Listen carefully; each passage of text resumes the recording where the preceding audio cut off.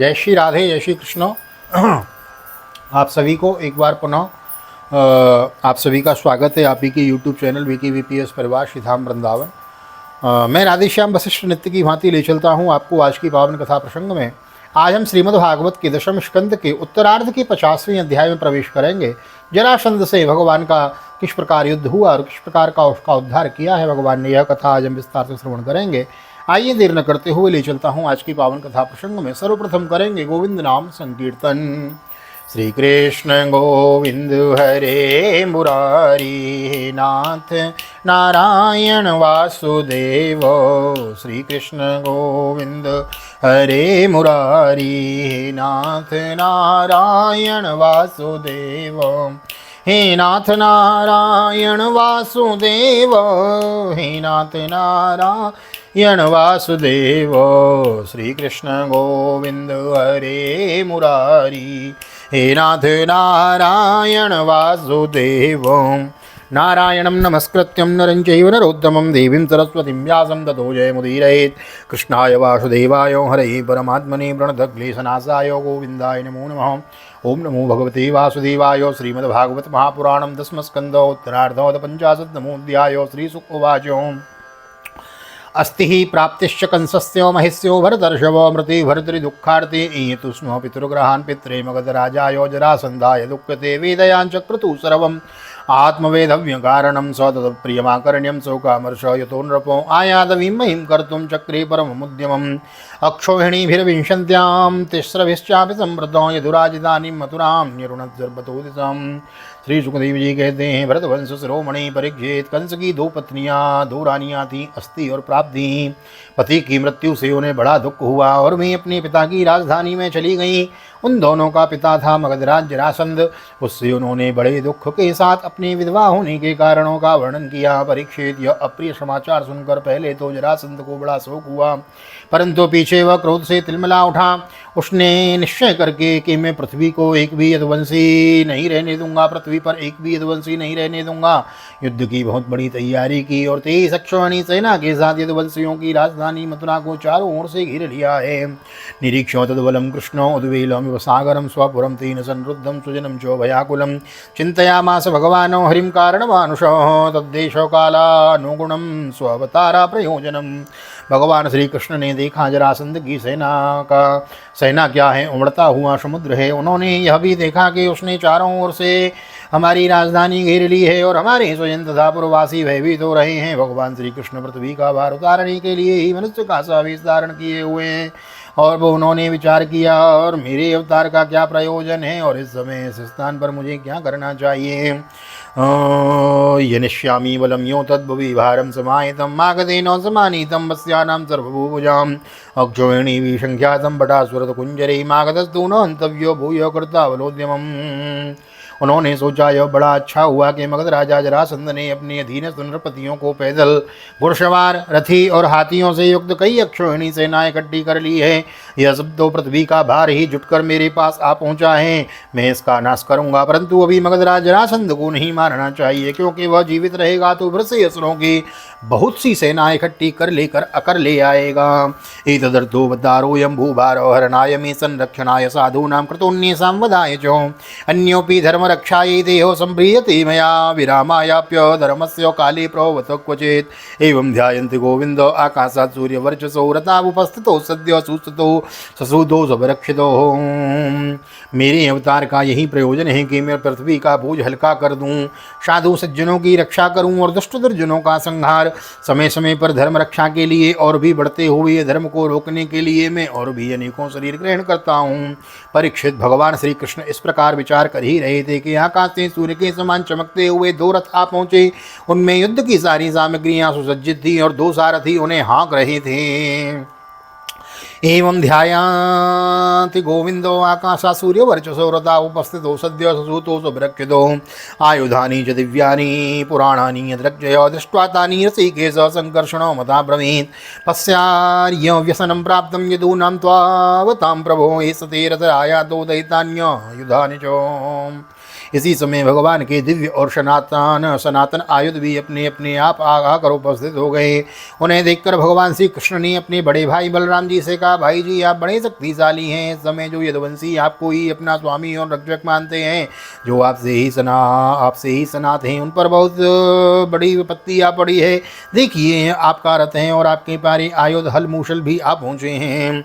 या नमस्ताय जये तद्व्यसनाथ स्वान समुद्र इतदर्थम विनो जन्मो साधु नामी सर्मकृत त्रयोविंशन्त्यनीकाख्यम भूमिर्भारम पाकुरुः एवं सम्मन्त्रितासारो संसितो रतिनो पुरात् निर्जग्मतु स्वायुधाढ्यो बले नाल्पीयसा व्रतो संकम तद्मो विनर्गत्यो हरिदारो सारथी।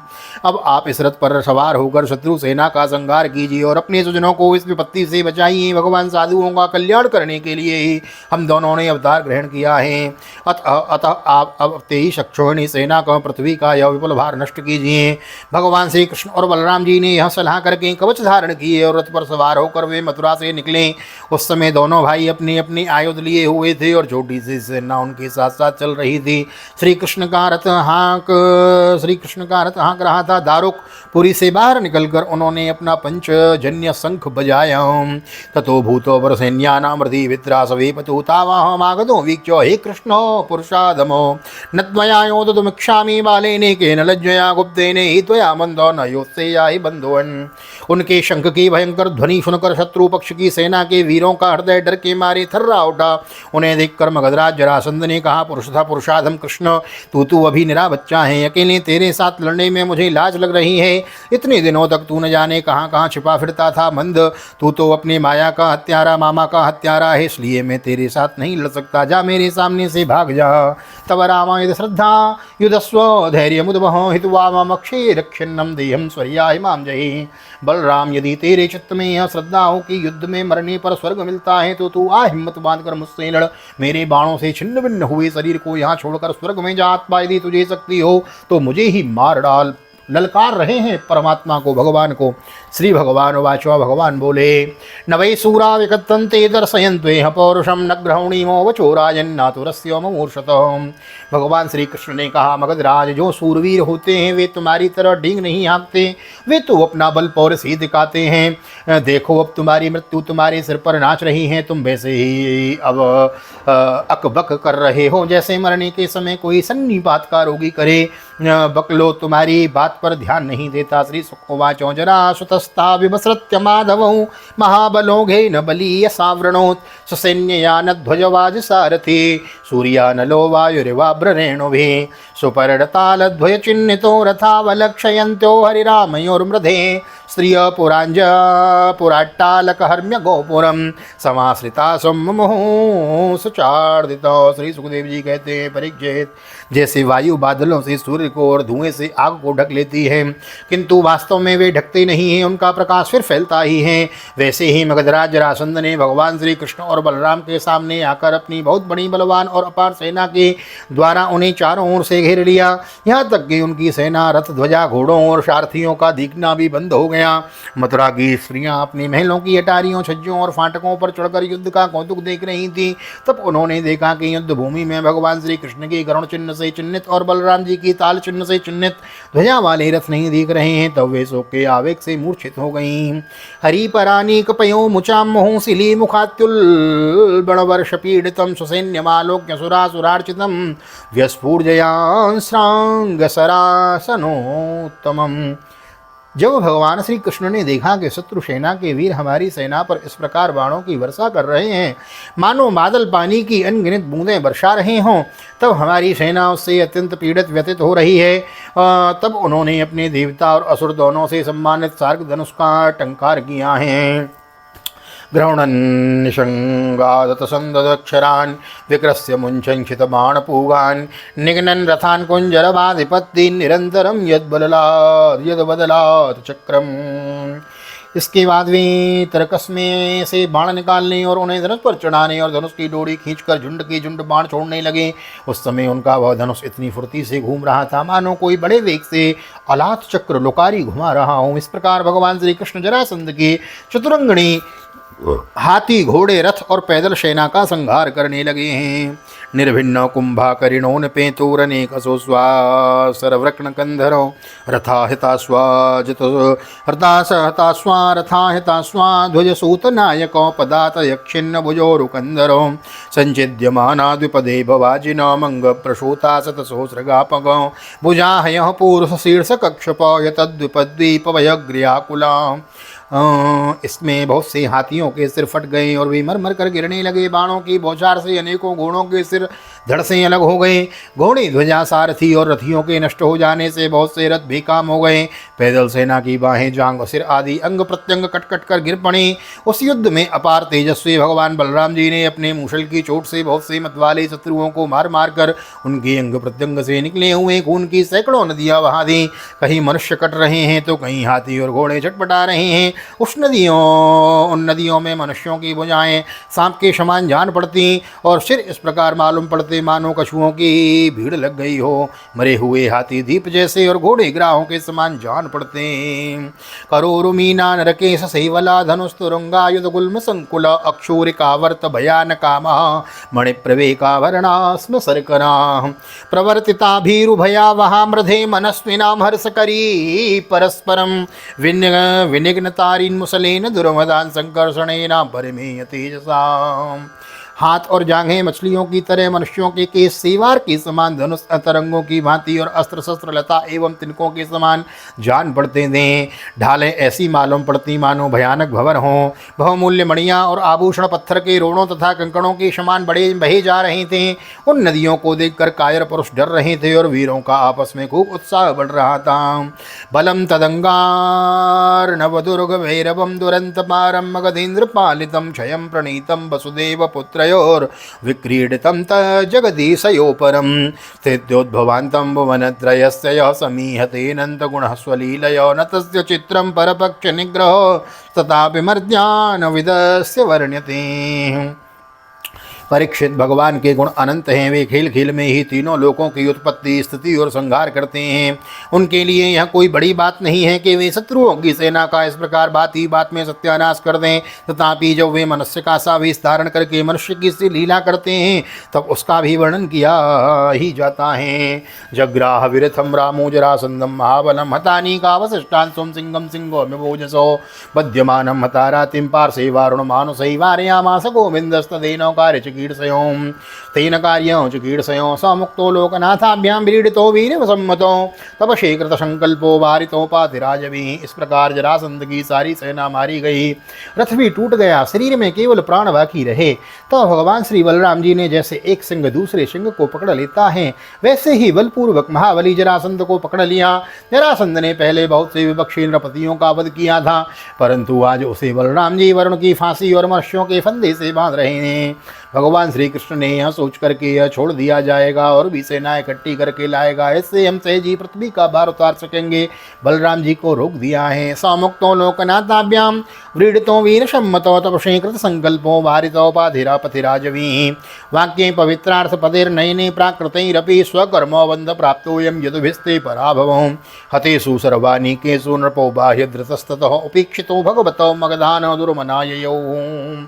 बड़े बड़े सूरवीर जरासंध का सम्मान करते थे, इसलिए उसे इस बात पर बड़ी लज्जा मालूम हुई कि मुझे श्री कृष्ण और बलराम ने दया करके दीन की भांति छोड़ दिया है।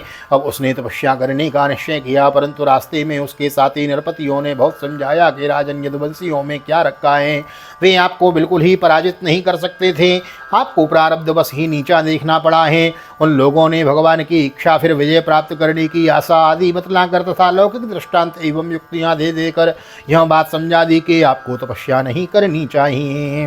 अतेषु सर्वानीकेषु नृपो बाह्यधृतस्तदोपेक्षितो भगवतो मगधानो दुर्मनाययो। परीक्षित, उस समय मगधराज जरासंध की सारी सेना मर चुकी थी। भगवान बलराम जी ने उपेक्षा पूर्वक उसे छोड़ दिया था, इससे वह बहुत उदास होकर अपने देश मगध को चला गया है। मुकुंदोप्यक्षत बलो निस्तीर्णा रिबलार्णवो विकीर्यमाण कुसुमे स्त्रितशैरनुमोदितो माथुरैरुपसंगम्य विजुवरैर्मुदितात्मभिः उपगीयमानो विजयो सूतमागतवन्दिभिः। परीक्षित भगवान श्री कृष्ण की सेना में किसी का बाल भी बांका न हुआ और उन्होंने जरासंध की 23 अक्षौहिणी सेना पर जो समुद्र की समान सहज ही विजय प्राप्त कर ली। उस समय बड़े बड़े देवता उन पर नंदन वन के पुष्पों की वर्षा और उनके स्मान कार्य का अनुमोदन प्रशंसा कर रहे थे। जरासंध की सेना के पराजय से मथुरावासी भय रहित हो गए थे और भगवान श्री कृष्ण की विजय से उनका हृदय आनंद से भर रहा था। भगवान श्री कृष्ण आकर उनमें मिल गए। शूतमागध और बंदीजन उनकी विजय के गीत गा रहे थे। संगदंदो वयोनेदुर्भेरी तुर्यान्यने कसो वीणा वेणु मृदंगानि पुरं प्रविशति प्रभो शिक्तमार्गां यष्टजनां पताकाभिरलंकृतां निर्गुष्टां भवघोषेण बहु ब्रह्मघोषेण कौतुकाबद्धतोरणं नीचीयमानो नारीभिर्माल्यादधियक्षताङ्कुरे निरीक्षमाणः सस्नेहं प्रीत्युत्कलितलोचनैः। जिस समय भगवान श्री कृष्ण ने नगर में प्रवेश किया उस समय महाशंख नगारे भेरी तुरही वीणा बांसुरी और मृदंग आदि बाजे बजने लगे थे। मथुरा की एक एक सड़क और गली में छिड़काव कर दिया गया था। चारों ओर हंसते खेलते नागरिकों की चहल पहल थी। सारा नगर छोटी छोटी झाड़ियों और बड़ी बड़ी विजय पताकाओं से सजा दिया गया था। ब्राह्मणों की वेद ध्वनि गूंज रही थी और सब और आनंद उत्सव सूचक बंधनवार बांध दिए गए थे। जिस समय श्री कृष्ण नगर में प्रवेश कर रहे थे उस समय नगर की नारियां प्रेम से उत्कंठा से भरे हुए नेत्र से उन्हें स्नेहपूर्वक निहार रही थी और फूलों के हार, दही, अक्षत और जौ आदि के अंकुरों की उनके ऊपर वर्षा भी कर रही थीं। आयुधनगतं वित्तम अनंतं वीरभूषणं यदुराजाय तत्सर्वं माहृतं प्रादिशत्प्रमोः एवं सप्तदश कृत्वास्तावतीय क्षौहिणी बलो योधे मागधो राजा यदुभिः कृष्णपालितैः अक्षिण्वस्तद्बलं सर्वं प्रश्नय कृष्णतेजसौ हतेषु स्वेष्वनीकेषु त्यक्तो यादिर्भिर्नृपोः। जिस समय श्री कृष्ण भगवान श्री कृष्ण रणभूमि में अपार धन और वीरों के आभूषण ले आए थे वह सब उन्होंने यदुवंशियों के राजा उग्रसेन के पास भेज दिया। परीक्षित इस प्रकार 17 बार 23 अक्षौहिणी सेना इकट्ठी करके मगधराज जरासंध ने भगवान श्री कृष्ण के द्वारा सुसज्जित यदुवंशियों से युद्ध किया, किंतु यादवों ने भगवान श्री कृष्ण की शक्ति से हर बार उसकी सारी सेना नष्ट कर दी। जब सारी सेना नष्ट हो जाती तब यदुवंशियों की उपेक्षा पूर्वक छोड़ देने जाने पर जरासंध अपनी राजधानी में लौट जाता था। अष्टादशम संग्रामे आगामिनी तदंतर नारद प्रेषतो वीरो यवनः प्रत्यदृश्यतो रुरोधो मथुरामीत्यो तिस्रर्भेर्मलेक्षकोटिभिर्लोके च प्रतिद्वन्द्वो वृष्णी श्रुत्वा आत्मसंहितान् तं दृष्ट्वा वचिन्तयत् कृष्णो संकर्षणो सहायवान् अहो यदूनां वृजिनं प्राप्तं सोऽव्यतो महतो। जिस समय 18वां संग्राम चढ़ने ही वाला था उसी समय नारद जी का भेजा हुआ वीर कालियवन दिखाई पड़ा। युद्ध में कालियवन के सामने खड़ा होने वाला वीर संसार में दूसरा कोई न था। उसने जब वह सुना कि यदुवंशी हमारे ही जैसे बलवान हैं और हमारा सामना कर सकते हैं तब 3 करोड़ मलेच्छों की सेना लेकर उसने मथुरा को घेर लिया। कालियवन की यह असमय चढ़ाई देखकर भगवान श्री कृष्ण ने बलराम जी के साथ मिलकर विचार किया, अहो इस समय तो यदुवंशियों पर जरासंध और कालियवन ये दो विपत्तियां एक एक साथ ही मंडरा रही हैं। यवनोयम निरुद्धेस्मान नद्यो तावन् महाबलो मागधोप्यद्य वास्व वा परस्व वागमिष्यति आवयोर्योध्यतोरस्यो यद्यागन्तो जरासुतो बन्धून्बद्धेस्तवादिष्यते स्वपुरं बले तस्माद्यद्यो विदास्यामो दुर्गम द्विपददुर्गमं तत्र ज्ञातीन् समादाय यवनं घातयामहि। आज इस परम बलशाली यवन ने हमें आकर घेर लिया है और जरासंध भी आज कल या परसों में आ ही जाएगा। यदि हम दोनों भाई इसके साथ लड़ने में लगे गए उसी समय जरासंध भी आ पहुंचा तो वह हमारी बंधुओं को मार डालेगा या तो कैद करके अपने नगर में ले जाएगा, क्योंकि वह बहुत बलवान है। इसलिए आज हम लोग एक ऐसा दुर्ग, ऐसा किला बनाएंगे जिसमें किसी भी मनुष्य का प्रवेश करना अत्यंत कठिन होगा। अपने स्वयं संबंधियों को उसी किले में पहुंचाकर फिर इस यवन का वध कराएंगे। तस्माद्यद्यो विदास्यामो दुर्गो द्विपददुर्गमं तत्र ज्ञातीन् समादाय यवनं घातयामहे इति शम्मन्त्र भगवान् दुर्गं द्वादशयोजनम् अन्तः समुद्रे नगरं कृत्स्ननादभुतमचीकरत् दृश्यते यत्र हित्वाष्ट्रं विज्ञानं शिल्पनिपुणं रथ्याच्चत्वरवीथिभिर्यथा वास्तवं विनिर्मितम्। बलराम जी से इस प्रकार सलाह करके भगवान श्री कृष्ण ने समुद्र के भीतर एक ऐसा दुर्गम नगर बनवाया जिसमें सभी वस्तुएं अद्भुत थीं और उस नगर की लंबाई चौड़ाई 48 कोस की थी। उस नगर की एक एक वस्तु में विश्वकर्मा का विज्ञान, वास्तु विज्ञान और शिल्पकला की निपुणता प्रकट होती थी। उसमें वास्तुशास्त्र के अनुसार बड़ी बड़ी सड़कों, चौराहों और गलियों का यथास्थान ठीक ठीक विभाजन किया गया था। सौरद्रुमलतोद्याना विचित्रोपवनान्वितां हिमशृङ्गैर्देवेशस्प्रगभिः स्फाटिकाट्टालगोपुरैः राजदारकुटैकोटैर्मुकुम्भैरलङ्कृतैः रत्नकूटैर्ग्रहेर्हेमैर्महामरकतस्थलैः वास्तोस्पतीनां च ग्रहवैर्वल्लभैः विश्वनिर्मितं चातुर्वर्णोजनाकीर्णं यदुदीवं ग्रहोल्लसत्। वह नगर ऐसे ऐसे सुंदर सुंदर उद्यानों और विचित्र विचित्र उपवनों से युक्त था जिनमें देवताओं के वृक्ष और लताएं लहलाती रहती थी। सोने के इतने ऊंचे ऊंचे शिखर थे जो आकाश से बातें करते थे। स्फटिक मणि की अटारियां और ऊंचे ऊंचे दरवाजे बड़े ही सुंदर लगते थे। अन्न रखने के लिए चांदी और पीतल की बहुत से कोठे बने हुए थे। वहाँ की महल सोने के बने हुए थे और उन पर कामदार सोने की कलश सजे हुए थे। उनके शिखर रत्नों के थे तथा गच पन्नी की बनी हुई बहुत बड़ी मालूम होती थी। वास्तुस्पति नाम चक्रहैर्वल्लभिश्च विनिर्मितं चातुर्वर्णोजनाकीर्णं यदुदेवं ग्रहोल्लसत्। इसके अतिरिक्त उस नगर में वासुदेवता के मंदिर और छज्जे भी बहुत सुंदर सुंदर बने हुए थे। उसमें चारों वर्ण के लोग निवास करते थे और सबके बीच में यदुवंशियों के प्रधान उग्रसेन जी, वसुदेव जी, बलराम जी तथा भगवान श्री कृष्ण के महल जगमगा रहे थे। सुधर्मां पारिजातं च महेन्द्रं प्राहिणोद्धरे यत्र चावस्थितो मर्त्यो मर्त्यधर्मेण योज्यते। श्यामैककर्णान् वरुणो हयान् शुल्कान् मनोजवान् अष्टो निधिपति कोशान् लोकपालो निजोदयान्। परीक्षित, उस समय देवराज इंद्र ने भगवान श्री कृष्ण के लिए पारिजात वृक्ष और सुधर्मा सभा को भेज दिया। वह सभा ऐसी दिव्य थी कि उसमें बैठे हुए मनुष्य को भूख प्यास आदि मृत्युलोक के धर्म नहीं छू पाते थे। वरुण जी ने ऐसे बहुत से श्वेत घोड़े भेज दिए जिनका एक एक कान श्याम कर्ण का था और जिनकी चाल मरने के मन के समान तेज थी। धनपति कुबेर जी ने अपनी 8 निधियां भेज दी और दूसरे लोकपालों ने भी अपनी अपनी विभूतियां भगवान के पास भेज दी थी। यदि यद भगवता दत्तम आधिपत्यम सुसिद्ध है सर्वम प्रत्यर्पयामासोर हरो भूमि गति नृपौं। परीक्षित, सभी लोकपालों को भगवान श्री कृष्ण ने ही उनके अधिकार के निर्वाह के लिए शक्तियाँ और सिद्धियाँ दी थीं। जब भगवान श्री कृष्ण पृथ्वी पर अवतीर्ण होकर लीला करने लगे तब सभी सिद्धियाँ उन्होंने भगवान के चरणों में समर्पित कर दी। तत्र योग प्रभावेण नीत्वा सर्वजनम हरि प्रजापालेन रामेण कृष्ण शमनुमंत्रितो निर्जगामो पुरद्वारात् पद्ममाली निरायुधो। भगवान श्री कृष्ण ने अपने समस्त स्वजन संबंधियों को अपनी अचिंत्य महाशक्ति योग माया के द्वारा द्वारका में पहुंचा दिया। शेष प्रजा की रक्षा के लिए बलराम जी को मथुरापुरी में रख दिया और उनसे सलाह लेकर गले में कमलों की माला पहने बिना कोई अस्त्र शस्त्र लिए स्वयं नगर के बड़े दरवाजे से बाहर निकल आए। श्रीमद्भागवते महापुराणे पारमहंस्यां संहितायां दशमस्कन्धे उत्तरार्धे दुर्गनिवेशनं नाम पंचाशत्तमोत्सवः। श्री बालकृष्ण चरणार्पणमस्तु। राधा कृष्ण चरणार्पणमस्तु। कृष्णाय वासुदेवाय हरे परमात्मने प्रणतक्लेशनाशाय गोविन्दाय नमो नमः। हरे कृष्ण कृष्ण कृष्ण हरे हरे हरे राम राम राम हरे हरे। राधे कृष्ण कृष्ण कृष्ण राधे राधे राधे श्याम श्याम श्याम राधे राधे। बोल राधा गोविंद भगवान की जय। श्रीमद्भागवत महापुराण की जय। श्री वेदव्यास जी महाराज की जय। सुखदेव जी महाराज की जय। राजा परीक्षित जी महाराज की जय। राजा रामचंद्र भगवान की जय। श्री हनुमान जी महाराज की जय। गोवर्धन नाथ की जय। यमुने महारानी की जय। वृंदावन माँ के बिहारी लाल की जय। गैया मैया की जय। तुलसी मैया की जय।